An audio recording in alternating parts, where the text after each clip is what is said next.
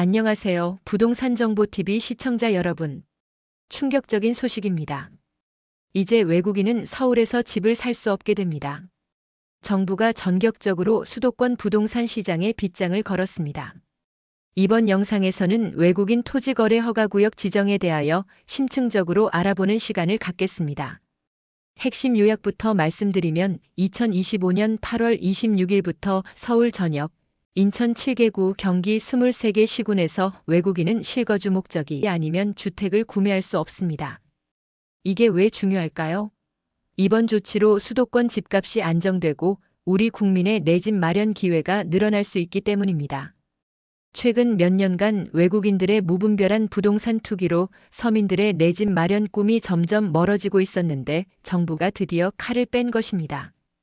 이 영상을 끝까지 보시면 규제 지역이 정확히 어디인지, 누구에게 적용되는지, 어떤 예외 사항이 있는지 완벽하게 이해하실 수 있습니다. 특히 부동산 투자를 고려하시는 분들, 외국인과 거래를 앞두신 분들은 반드시 알아야 할 내용입니다. 시작하기 전에 저희 채널을 응원하는 마음으로 구독 버튼을 눌러주시면 큰 힘이 되겠습니다. 늘 감사합니다. 먼저 외국인 토지거래 허가구역이 무엇인지 알아보겠습니다. 첫째는 허가구역의 정의입니다. 외국인 토지거래 허가구역이란 외국인이 해당 지역에서 부동산을 살 때 반드시 정부의 허가를 받아야 하는 구역을 말합니다. 여기서 중요한 점은 허가 없이 계약하면 그 계약 자체가 무효가 된다는 것입니다. 아무리 계약금을 주고받았어도 등기를 넘기려 해도 법적으로 효력이 없어서 결국 집을 살 수 없게 됩니다. 이건 단순한 행정처분이 아니라 계약 자체를 원천 무효로 만드는 강력한 조치입니다. 둘째는 적용 대상 주택입니다. 아파트만 해당된다고 생각하시면 큰 오산입니다. 아파트는 물론이고 단독주택, 다세대주택, 연립주택, 다가구주택까지 건축법상 주택으로 분류되는 모든 유형이 포함됩니다. 다만 여기서 주목할 점은 오피스텔은 제외된다는 것입니다. 오피스텔은 업무시설로 분류되기 때문에 이번 규제 대상이 아닙니다. 그래서 일부에서는 외국인들이 오피스텔로 몰릴 가능성도 제기하고 있습니다. 다음은 규제 지역과 실거주 의무에 대하여 알아보겠습니다. 첫째는 규제 적용 지역입니다.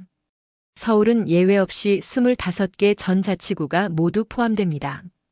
강남 3구라고 불리는 강남구, 서초구, 송파구는 물론이고 상대적으로 집값이 저렴한 은평구, 도봉구, 노원구까지 빠짐없이 들어갔습니다.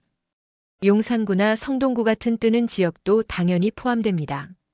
경기도는 수원, 성남, 고양, 용인, 안산, 안양, 부천, 광명, 평택, 과천 등 수도권 핵심 23개 도시가 대상입니다.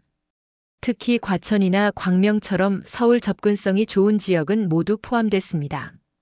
반면 양주, 이천, 의정부, 동두천, 양평, 여주, 가평, 연천 이렇게 8개 지역은 제외됐는데 대부분 서울에서 멀거나 상대적으로 개발이 덜 된 지역들입니다. 인천은 중구, 미추홀구, 연수구, 남동구, 부평구, 계양구, 서구 이렇게 7개 자치구가 해당되며 동구와 강화군, 옹진군만 빠졌습니다. 둘째는 실거주 의무 조건입니다. 이게 정말 까다롭습니다.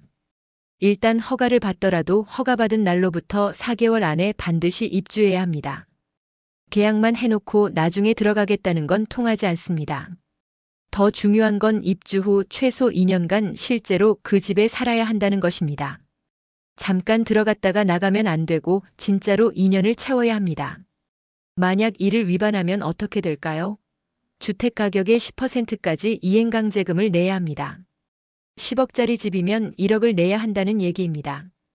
그것도 한 번만 내는 게 아니라 이행할 때까지 계속 부과됩니다. 정부가 현장 점검도 강화한다고 하니 빠져나갈 구멍이 없을 것 같습니다. 마지막으로 자금 조사와 정책 배경에 대하여 알아보겠습니다. 첫째는 강화된 자금 출처 조사입니다. 이제 외국인이 집을 사려면 돈이 어디서 났는지 속속들이 밝혀야 합니다. 해외에서 가져온 돈이라면 어느 은행에서 얼마를 빌렸는지, 본인 예금이라면 어떻게 모은 돈인지 다 증명해야 합니다. 현금으로 가져왔다면 외화 반입 신고를 제대로 했는지도 확인받아야 합니다. 비자 유형과 체류 자격도 신고해야 하는데 이건 관광비자로 와서 집을 사는 이상한 거래를 막기 위해서입니다. 만약 불법 자금이 발견되면 어떻게 될까요? 금융정보분석원을 통해 해외 당국에 통보됩니다. 자금 세탁이나 탈세가 의심되면 본국에서도 처벌받을 수 있다는 얘기입니다.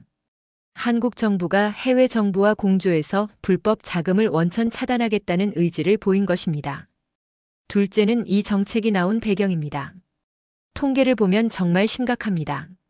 수도권 외국인 주택 거래가 2022년 4,568건에서 2024년 7,296건으로 3년 만에 60% 가까이 폭증했습니다.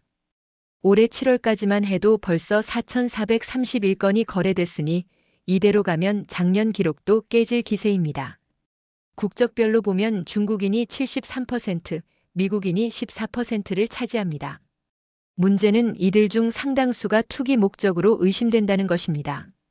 실제로 25세 외국인이 현금 75억 원으로 단독주택을 사거나 180억 원짜리 용산 아파트를 전액 현금으로 사는 황당한 일들이 벌어졌습니다.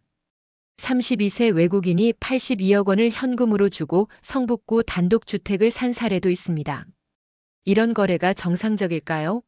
대부분 해외에서 검은 돈을 들여와 한국 부동산에 세탁하는 것 아니냐는 의혹이 제기됐습니다. 특히 최근 627 대출 규제로 내국인은 대출이 어려워진 상황에서 외국인들이 현금을 들고 와서 집값을 올리면 서민들만 피해를 보게 됩니다. 정부 자료를 보면 더 충격적인 사실이 드러납니다. 위탁 관리인을 지정한 거래, 즉 실거주 목적이 아닌 투기성 거래가 급증하고 있습니다. 2024년에만 295건이었고 이 중 미국인이 63.5%, 중국인이 22.1%를 차지했습니다. 위탁 관리인이란 본인이 한국에 살지 않으니 대신 관리해줄 사람을 지정하는 제도인데 이건 명백히 투기 목적이라는 증거입니다. 이번 규제가 우리나라만의 특수한 상황은 아닙니다. 중국은 아예 외국인의 토지 소유를 원천 금지하고 있습니다. 사용권만 인정하고 1년 이상 거주한 경우에만 주택 취득을 허용합니다. 호주는 2025년 4월부터 2년간 외국인의 기존 주택 취득을 전면 금지하기로 했습니다. 캐나다도 2023년부터 2년간 외국인의 주거용 부동산 취득을 막았고 최근 2년 더 연장했습니다. 싱가포르, 뉴질랜드도 비슷한 규제를 하고 있습니다. 오히려 한국이 너무 늦었다는 비판도 나오는 상황입니다. 오늘 알아본 핵심 내용을 다시 한번 정리해드리겠습니다. 8월 26일부터 수도권 대부분 지역에서 외국인 주택 구매가 제한됩니다. 실거주 목적으로 정부 허가를 받은 경우만 가능하며 반드시 2년간 의무 거주해야 합니다. 해외 자금 출처를 철저히 조사받게 되고 위반 시 거액의 이행강제금을 물어야 합니다. 이번 조치는 1년간 한시적이지만 시장 상황에 따라 연장될 가능성이 높습니다.